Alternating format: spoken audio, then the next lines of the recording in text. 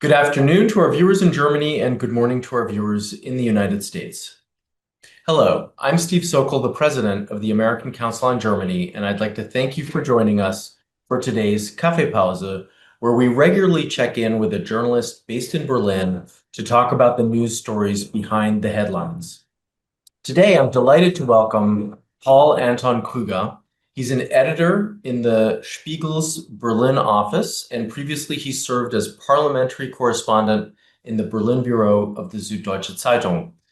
Paul-Anton, herzlich willkommen, and a huge thanks to you for joining us on what's a holiday in Germany. Yeah, thank you very much for having me.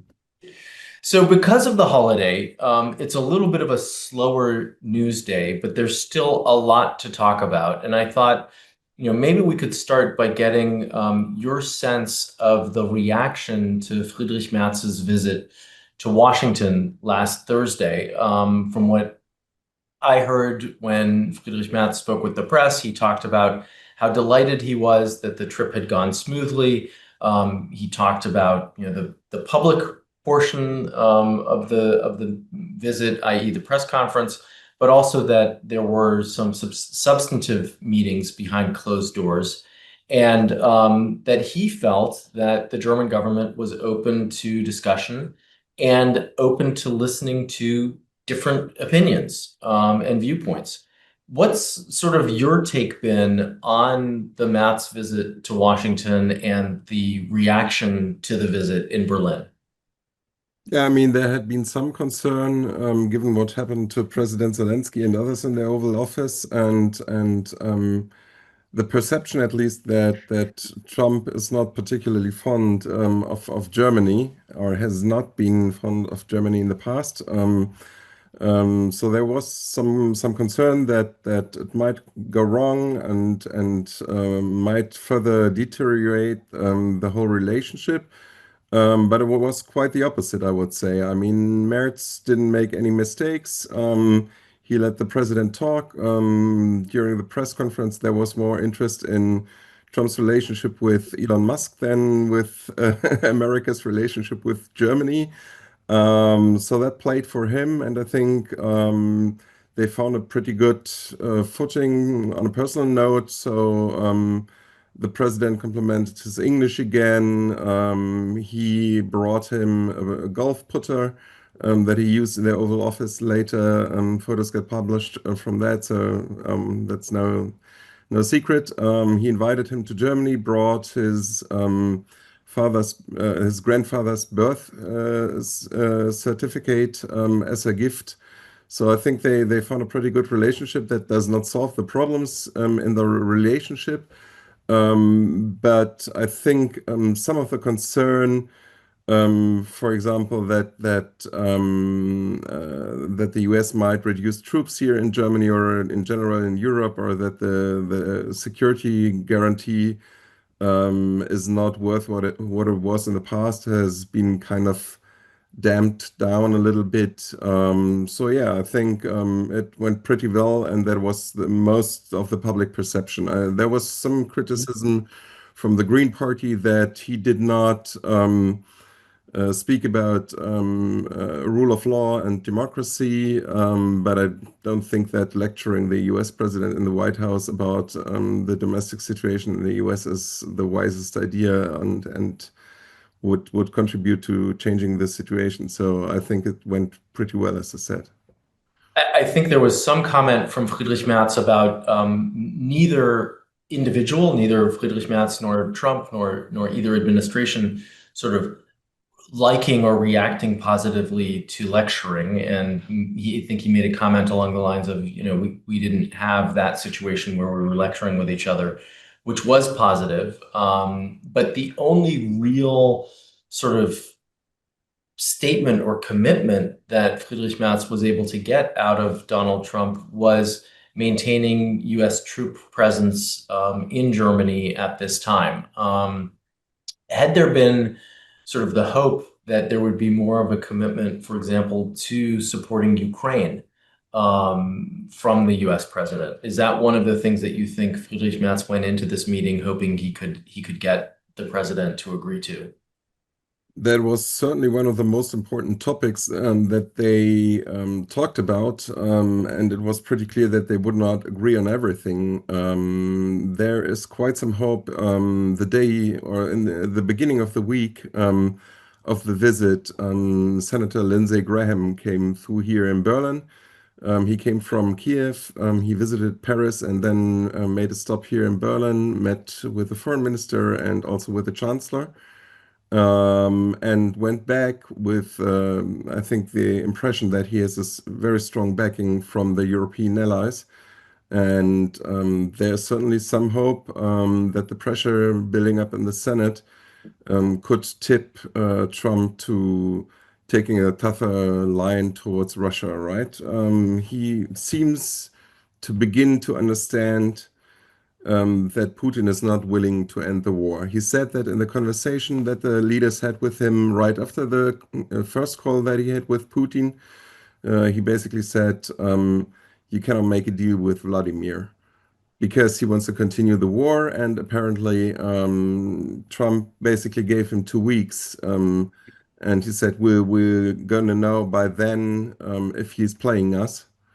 And this is about to happen this or next week, I guess. But what did you and how did people react to this comment by Trump during the press conference that it's like a couple of school children in a fight, and sometimes you just have to let them go at it for a while before you pull them apart? Well, it was one of the points where Merz intervened and made his point that Russia is the aggressor and that we are supporting Ukraine. Well, I don't think that, given the severity of the situation and what's happening right now, that this is a measured comment. But I mean, there were times where everybody was kind of fearing that he would interrupt all kinds of support for Ukraine. That only lasted a couple of days. So I think in the current situation, this is probably what you could have gotten out of the meeting, right? hmm No, I mean, I think you're right, and there were a number of points, during the conversation that we were all able to watch during that press conference, where Friedrich Merz was very souverän and was able to sort of get his points in to try to let the president know his point of view, but also how he sees the challenges unfolding moving forward. And I think for all of us, it's refreshing to hear that there were constructive bilateral talks between the two of them after that. But this, sort of leads to, a broader, topic or question at the same time, or not at the same exact time, but on the same day that Merz and Trump were meeting in Washington. There was a meeting in Brussels of NATO defense ministers, and you were actually there to cover that. This was a meeting ahead of the NATO summit, which is slated for later this month. And at the meeting, the defense ministers agreed to a pretty ambitious new set of capability targets to ensure that the alliance would be stronger and would be prepared and ready for years to come. Can you talk a little bit about that NATO summit? I mean, the big news coming out of it was the expected approval of a 5% of GDP investment in defense, which is a big jump. But I think there were some other things that happened last Thursday at the defense ministers meeting that are worth talking about. Yeah. Well, when it comes to the 5%, I think we're not yet at a consensus, right? There's quite a number of states supporting that goal. But yeah, I mean, the main thing that they agreed upon was the new defense planning and the so-called minimum capability requirements. Basically, it's the plan, what every country needs to contribute to be able to defend against and deter Russia from any aggression against NATO territory, right? I mean, that's the core mission when you look at the European side of the equation. As you said, it's pretty ambitious. If you look just for Germany, it's going to mean at least another 4 to 5 fighting brigades. As the Minister of Defense said, it will mean between 50 and 60,000 additional soldiers, and it will mean quite a lot of equipment that needs to be bought in the coming years. Taking into account that we are something like 20,000 below the number of soldiers where the Bundeswehr should be right now. I mean, there was an internal target of 203,000 that was derived from the previous NATO planning process, and we are at something like 182 at the moment. So altogether, this will mean that gonna need another 80,000 soldiers within 10 years, right? Active soldiers, and altogether with reservists, you would get up to 460,000 soldiers in the Bundeswehr. The first thing that's going to happen is that equipment is going to be bought for all the units that already exist, right? We have one brigade or one division that is serving in NATO capacities, and this is fully equipped, but the two other ones had to lend equipment to the division that is serving for NATO currently, and Yep. this is going to be filled up. That's going to cost about 300 billion euros just to buy that equipment, plus probably something between 8 and 10 billion for each additional brigade. I mean, the details are classified, but from what we have reported, we expect 4 heavy armored brigades, 1 medium, and 1 helicopter brigade. And the helicopter would be the most costly, costing about 10 to 12 billion euros. Hmm. So I mean, that's massive, given that our current defense budget is about 53 billion euros, and the Sondervermögen, the additional fund special fund. that the Bundestag agreed upon after the full invasion of Russia in Ukraine was another 100 billion, right? And now we're kind of Yeah. spending 4 to 5 times that. It is a huge amount of money, but with the new financial planning and agreement that's in place and the release of the debt brake, it seems as if Germany's ability to spend on defense has opened up and has broadened significantly, at least over the next 10 years from the reporting that I've been seeing. So, obviously huge amount of money, but very important to be making this investment. It seems to be pretty common knowledge at this point, sort of what poor condition Germany's Bundeswehr is in terms of not having the kind of equipment that it needs and not being at the size that it needs to be wehrhaftig, right? To be able to be defensive. How is the public responding to this increased defense spending and this prospect of spending so much more on defense than Germany has spent in the past? If you look at the polls, you still have a broad majority for that. But I think the government has to be very clear about it, why we are doing this.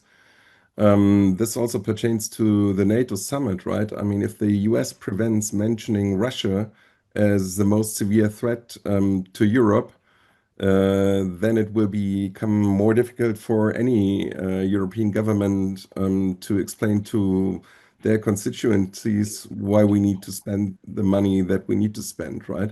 When Hmm. it comes to Germany, I mean, I think there's a broad support by now to getting the Bundeswehr up to standards. And as you mentioned, the exemption from the debt brake for defense-related spending will allow to do this, and there's no time cap on this, right? I mean, whereas the Sondervermögen that's going to be spent on infrastructure is limited to 10 years.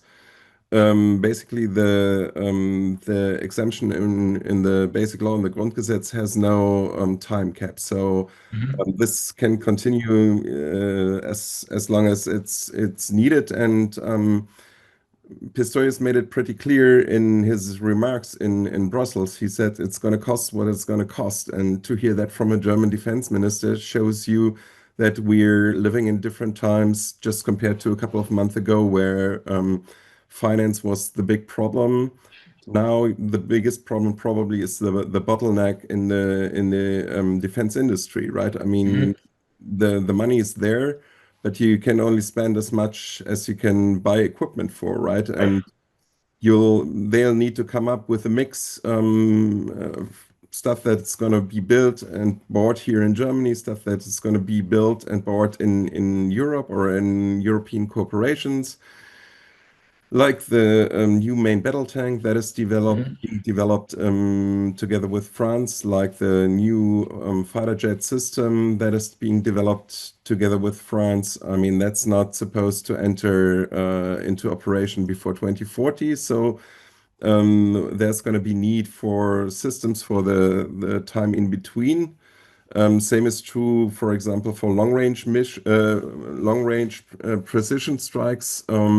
Something that the previous government agreed upon with the UK to develop capabilities in that sense, but probably as it's also part of the NATO requirements, that's going to take too long. So there's going to be the need for intermediate solutions, and that's probably gonna end us of buying, for example, Tomahawk cruise missiles from the US.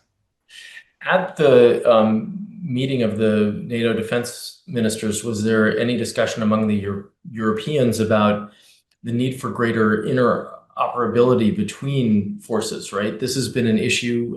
You just talked a little bit about the bottleneck in procurement. I think one of the other issues that has been discussed, Europe-wide has been not having a European army per se, but trying to find ways in which the different European national armies can be more interdependent on each other and use each other's equipment.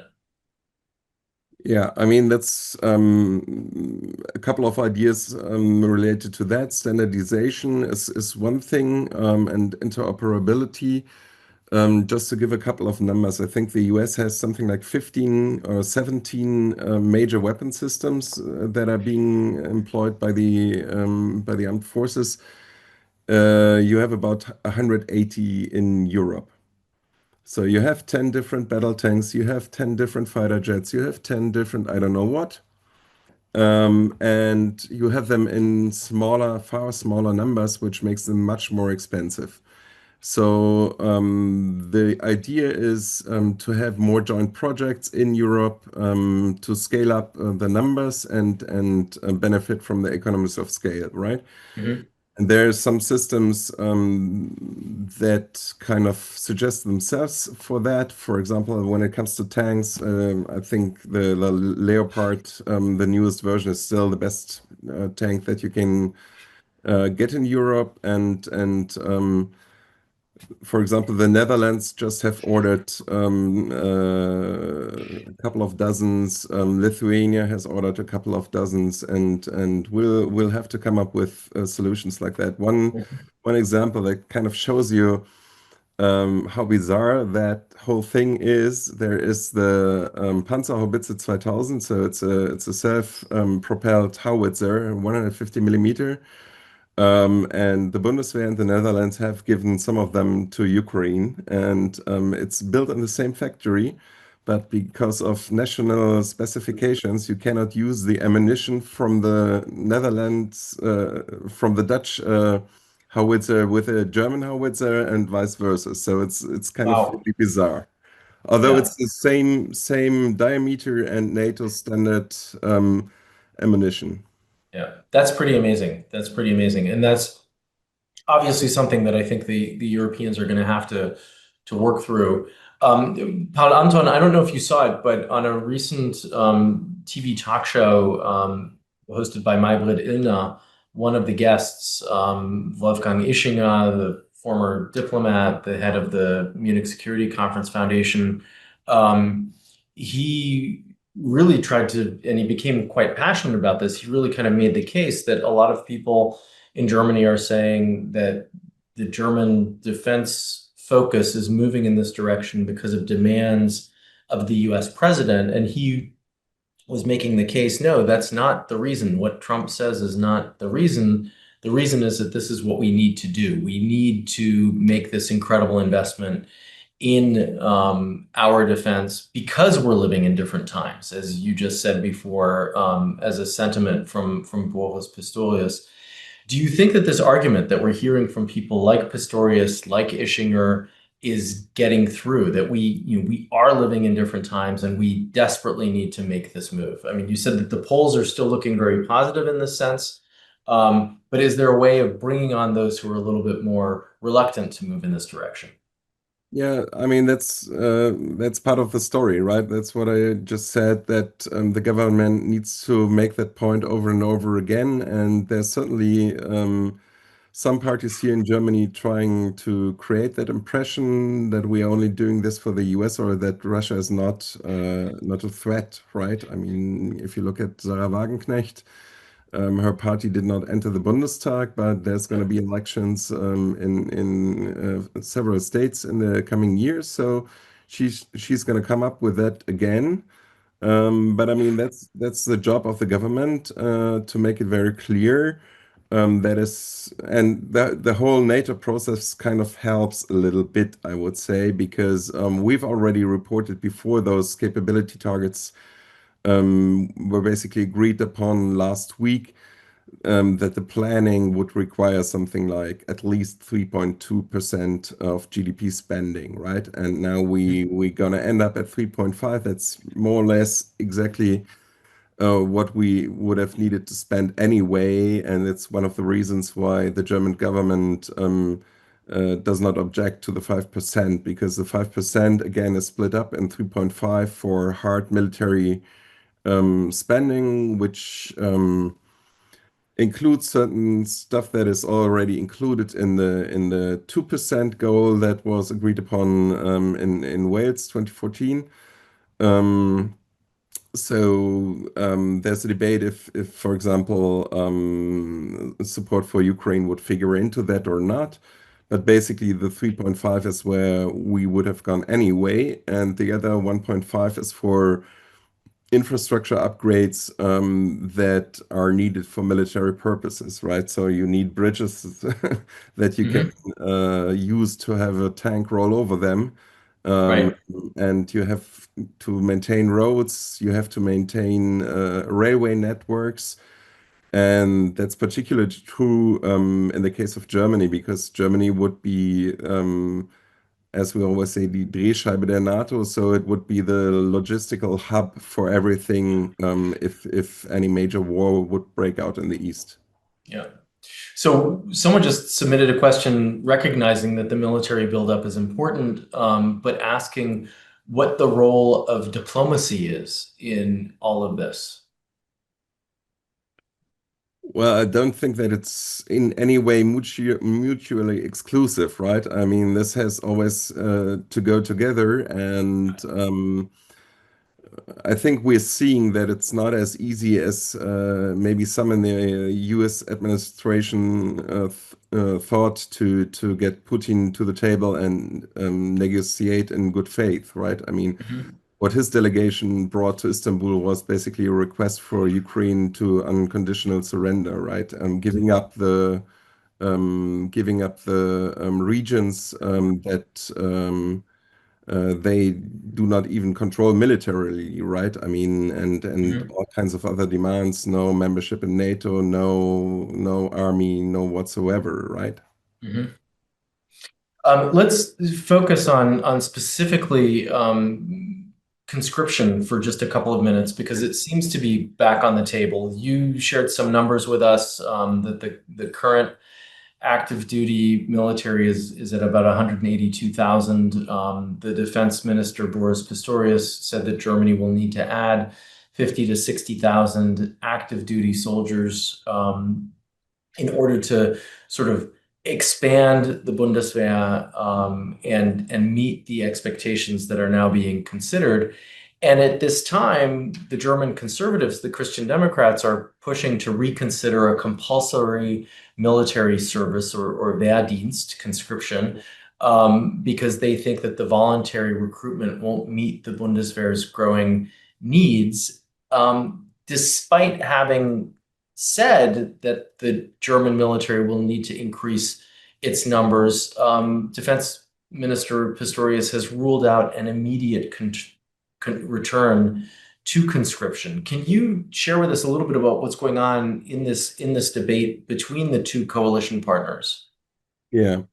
Um, well, Pistorius also said in Brussels last week that we'll have to see if the new military service that is basically freiwilliger Dienst Yeah, will a volunteer yeah. military, right? That And I mean, basically, we're having a professional military as many other allies do.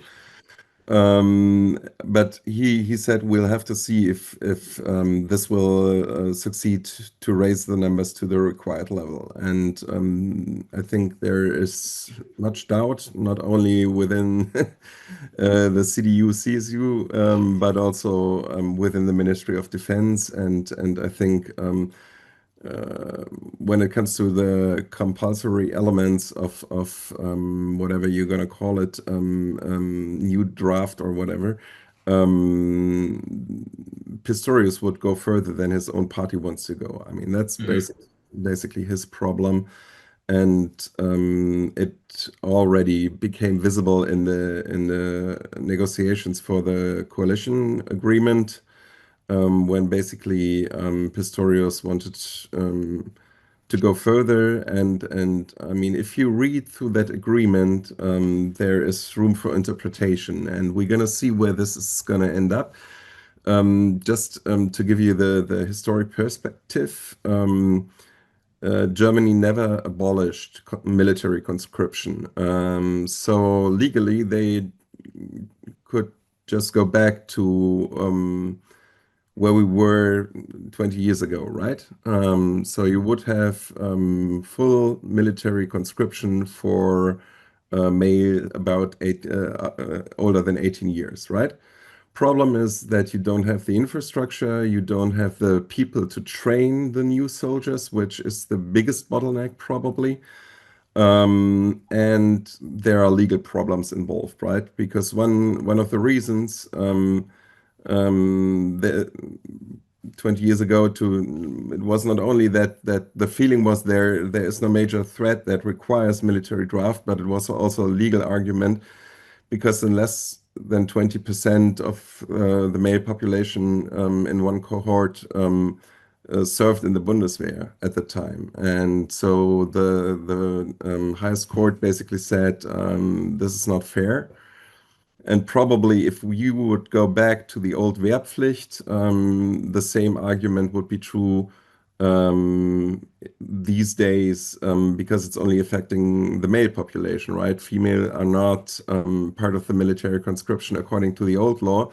So you basically will have to come up with something like a Pflichtjahr, which was suggested by the new Wehrbeauftragte in the Bundestag, and which is a debate that, for example, the federal president has led over the last couple of years, I would say, Mhm. basically That there'd be calling a year for of service everyone in a to way, right? serve for 1 year, and one of the options would be to serve in the Bundeswehr. Um, Problem is, if you want to do this, you probably have to change the basic law, and you need two-thirds majority in the Bundestag to do that, Yeah, which is not there anymore yeah, without AfD, at least without AfD and the left party, and the left party is not going to support any law mandating military conscription, right? That's pretty clear. yeah. So there's a conundrum, and it's going to be interesting how they solve it.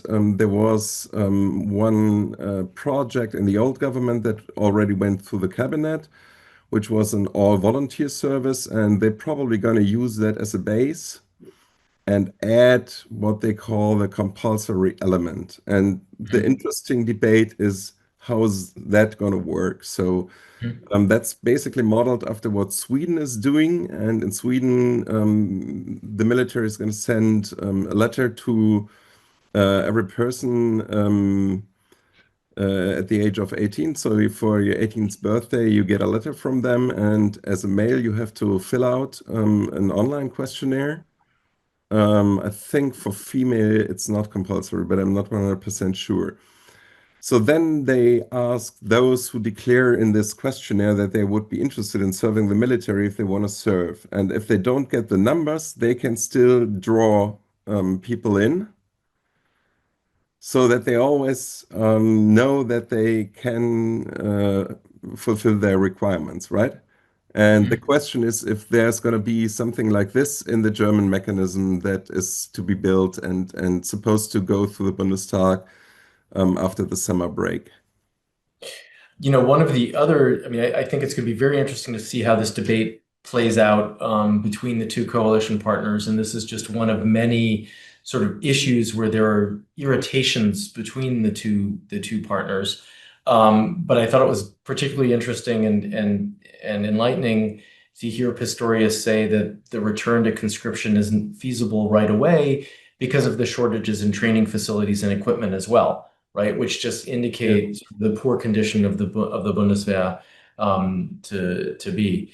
Yeah, Um, I mean, if you just have 182,000 soldiers and you need 10,000 to train new soldiers, you can't have them serve at the same time to defend the eastern flank, right? I mean, right, that's one of the right. problems, and the other one is the infrastructure. Yeah. So a couple of questions were just submitted. One person is interested in knowing if conscription were to be introduced, would the numbers be sufficient to reach the goal for the numbers of military personnel that are needed?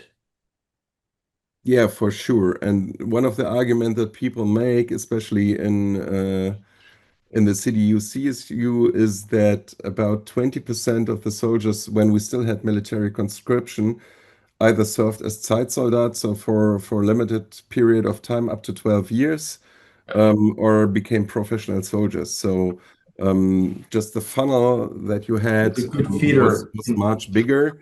I Yeah, think the current cohort in 1 year is something like 700,000, so half of it male.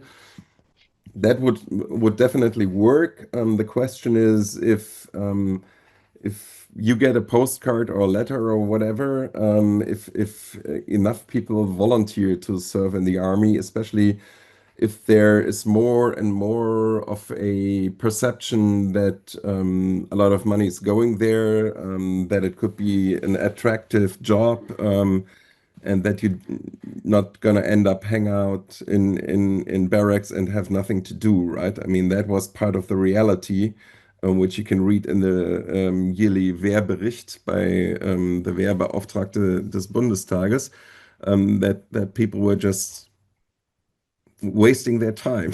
yeah, yeah, And that's not going to happen anymore, and it might be more attractive, but I mean the truth is we haven't had any experience with either military conscription or the volunteer military service for the last 20 years in the way they are kind of proceeding now, right? So yeah, we'll just have to see.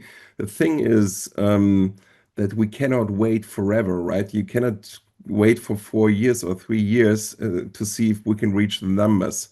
right. It's pretty clear that after 1 year or 2 year, the latest, you'll have to react if we don't get to the numbers by volunteers. Yeah. That we have to, I mean, that Germany has to start now, because this is a time-consuming process to build that capacity. Related to capacity, someone else is curious whether there are other opportunities to share resources, human resources, manpower, people power from other security agencies like the police, or customs officials on the border for military aims. Not really. I mean, for historic reasons, we have a pretty strict separation between law enforcement and the army. Yeah. And I wouldn't see the resources anyway, right? I mean, police is on a state base. So nothing that the Bund has to deal with, and then you have the federal police that is in charge of protecting the borders and airports, rail lines and stuff like that. But it's something like 80,000, and they probably gonna need more stuff as well because they're, I mean, 3,000 of them, three additional thousand have been sent to the borders Yeah. to do the controls there, and they're probably going to need something like 1,000 per year on top if we want to keep this going, or if the governments wants to keep that going. So, speaking about the borders, let's maybe talk briefly about, one of the other issues between the Christian Democrats and the Social Democrats, which has to do with migration policy, and the debate that's going on there, particularly around the closure of the borders. One of the individuals that you sort of follow is the Minister of the Interior, Alexander Dobrindt, and he's been the person who's been the most vocal about the Christian Democrats' new policies to try to address migration and the debate over closing the borders. Can you talk a little bit about Dobrindt's plan, which he recently announced, and where the issues are within the government and more broadly? I mean, what he has brought through the cabinet till now was agreed upon during the The negotiations. coalition The, negotiations, the, yeah. the one point that is really contentious is the rejections at the border, because I mean, we're living in this European system with open borders, Schengen system, and also the common European asylum system, right? Where you have rules how to deal with people that arrive at your country and claim asylum. And basically, what he's trying to do is not to follow one of those rules. I mean, the system is that any refugee should be registered at the first state in the European Union that he arrives to, Mhm. which most of the time is going to be some of the coastal states, right? It's going to be Italy or yeah, other coastal states, and usually it's not Germany, right? And so the coastal states feel that it's an unfair system, and it's one of the reasons why they often don't register migrants, and Right. they travel northwards or westwards to other European countries and often end up in Germany and claim asylum here. So what the government has to do is to see if they're registered in the database, and if they have been registered previously in a different country, they can be sent back to that country within 6 months. But that system doesn't work either, right? So there are certain countries like Hungary or Greece and others, Italy, that refuse to take them back, although they are legally obliged. Mhm. So that's the big problem that he's trying to address, and the hope is that there is a domino effect that goes back to the coastal countries where people arrive, that they're properly registered. And then, yeah, there has already been an agreement among the member states to reform the common asylum system, and they're probably gonna come up with another package on top. For example, trying to send back people to third countries. It's going to be made easier. There's some countries want to be or have the whole process outside of the European Union in third countries. So Italy has been trying this with Albania. The UK, which is not part of the EU anymore, but wanted to do it with Rwanda, the so-called Mhm. Rwanda model. There is a big legal question mark on that. So I don't know if it's going to work. In the case here in Germany now, there were rejections of three refugees from Somalia, where a court here in Berlin ruled that the German government violated its obligations, so they had to be allowed into the country. But we don't know. I mean, Dobrindt basically said it should be decided by the European Court. I mean, it's pretty clear that there's going to be another or other legal proceedings, and it's going to end up in higher courts, and they'll have to decide in the end. I mean, didn't Dobrindt also go so far as to say that Germany was entitled to suspend European law in response to something that was a threat to safety within the country? Yeah, yeah. There's an article. There's a special treaty about the inner workings of the European Union, and there's an article 72 that allows member states to deviate from EU law if there is a major threat to their internal security. And they're trying to use that clause. The problem is that others have tried this as well, and none of those who tried it in the case of migration succeeded in the European courts. So there was pretty much an expectation that the first verdict would be exactly the way it came out from the court here in Berlin. And the court was very certain of their ruling, right? If they Mhm. would have had any question if the German government's dealings were okay within European law, they could have asked the European Court for an opinion, right? They didn't do that because they felt that it clearly violates the law.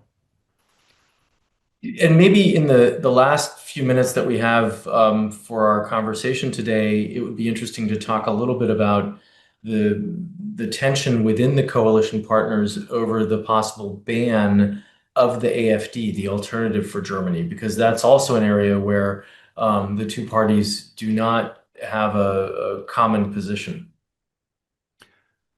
Yeah, I mean, that's basically closing the circle because one of the things that was of concern when Merz went to the White House is if that would come up again, because I Right. mean, this President Vance lectured the Europeans and the Germans about what he claimed as violations of freedom of speech, right? So in the case of the AfD, you basically have something like I think 1,100 pages of report by the Federal Domestic Intelligence Service, right? Hmm. That is documenting. It has not been officially published, but we have reported on it, and it has been leaked, so everybody can read it if you're interested. Basically documenting how they are kind of undermining certain legal standards, right? For example, when it comes to the protection of human dignity in the Grundgesetz and stuff like that. And a lot of people in the SPD feel that it would be a sufficient base for outruling this party, whereas mostly for political reasons, there are major objections in the CDU CSU because Yeah. they feel that you can forbid the party, but you cannot forbid the thinking and the yeah the part of the society that is voting for the party, right? I mean, you Hmm. have to address their reading is you have to address the core problems, among them migration, and tackle them, and this is going to solve the problem, but not outruling the party, right? Yeah. Yeah.